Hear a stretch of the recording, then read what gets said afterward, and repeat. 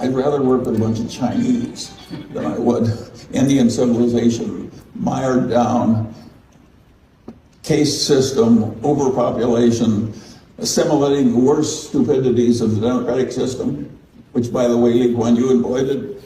It's hard to get anything done in India, and the bribes are just awful. These were the wise words from the late Charlie Munger, one of the greatest investors of all time and partner to billionaire Warren Buffett.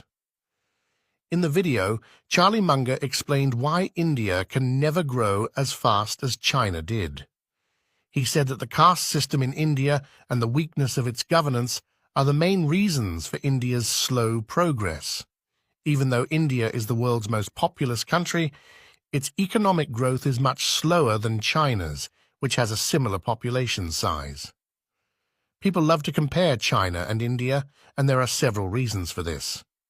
First, both China and India were two of the largest empires in ancient times. However, as time passed, and after the Industrial Revolution, the British Empire took over, and now the largest economy in the world is the United States.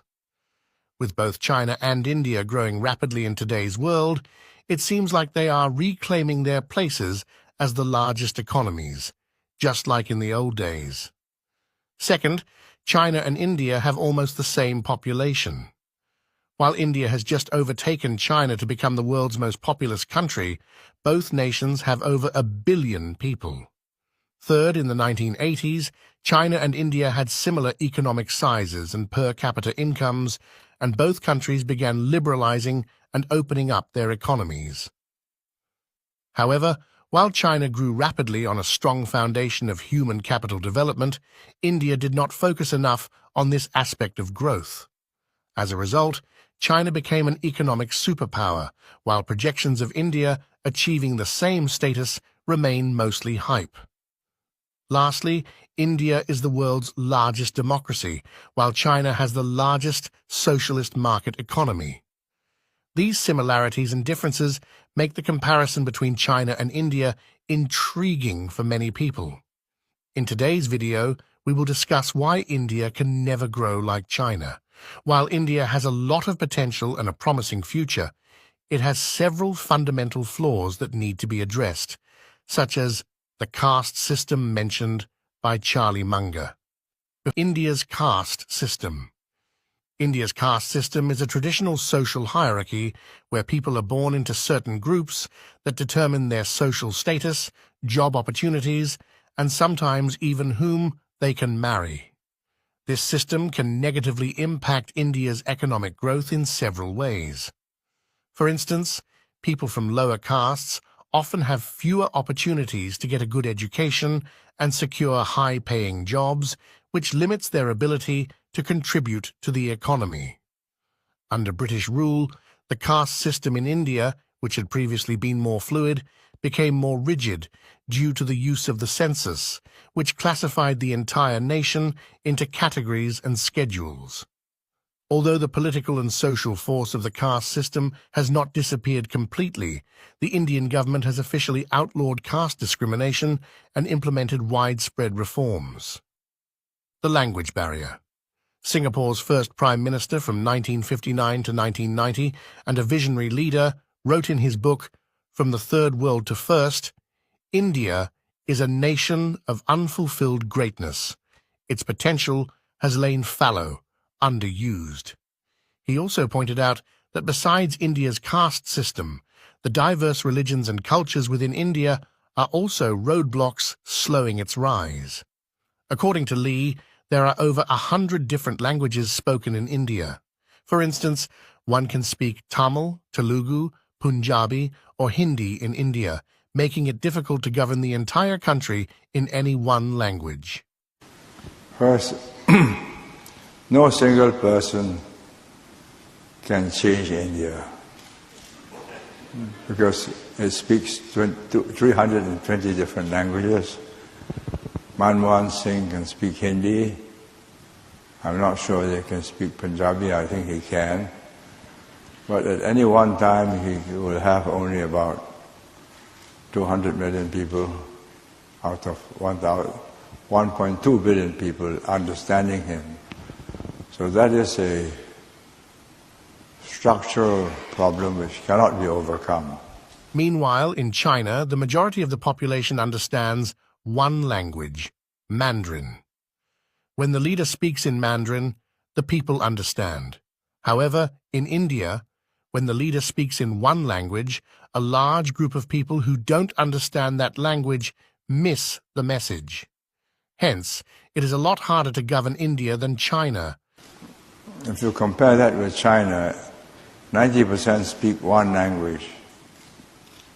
And when the president of China or the leader in China speaks, 90% understand him. So it's a much easier country to lead than India. India is a separated nation. Besides the language barrier, Lee Kuan Yew also famously said this about India. India is not a real country. Instead, it is 32 separate nations that happen to be arrayed along the British rail line. Compared to China, India has a huge democratic problem, and Lee explained it best. India is very different. You can say something in Delhi and somebody in Bangalore decides something differently, and that's that. I mean, so I do not think it's possible for anybody to do to India what it takes to bring India together quickly. It's diverse, therefore it has to work at its own speed, its own cultural tempo, and each marches to a different drumbeat. If you compare India to China in terms of governance, China has a far superior system. Due to this, China is able to invest in human capital, infrastructure, and many other areas within the country. Human capital and gender equality. To be sure, market liberalization greatly helped Chinese and Indian growth, but China built its successful development strategy on the twin pillars of human capital and gender equality, areas where India has lagged far behind. Even after becoming more market-oriented, China invested impressively in its people, outpacing India in raising education and health standards to levels necessary for an internationally competitive workforce. The World Bank's 2020 Human Capital Index, which measures countries' education and health outcomes on a scale of 0 to 1, gave India a score of 0.49, below Nepal and Kenya, both poorer countries. China scored 0.65, similar to the much richer Chile and Slovakia. While China's female labor force participation rate has decreased to roughly 62% from around 80% in 1990, India's has fallen over the same period from 32% to around 25%. Especially in urban areas, violence against women has deterred Indian women from entering the workforce. Superior human capital and greater gender equality have enabled much higher Chinese total factor productivity growth, the most comprehensive measure of resource use efficiency. Assuming that the two economies were equally productive in 1953, China became over 50% more productive by the late 1980s. Today, China's productivity is nearly double that of India. While 45% of Indian workers are still in the highly unproductive agriculture sector, China has moved beyond simple labor-intensive manufacturing to emerge as a dominant force in global car markets, especially in electric vehicles. These are some of the fundamental reasons why India cannot grow faster than China. Do you agree with our analysis?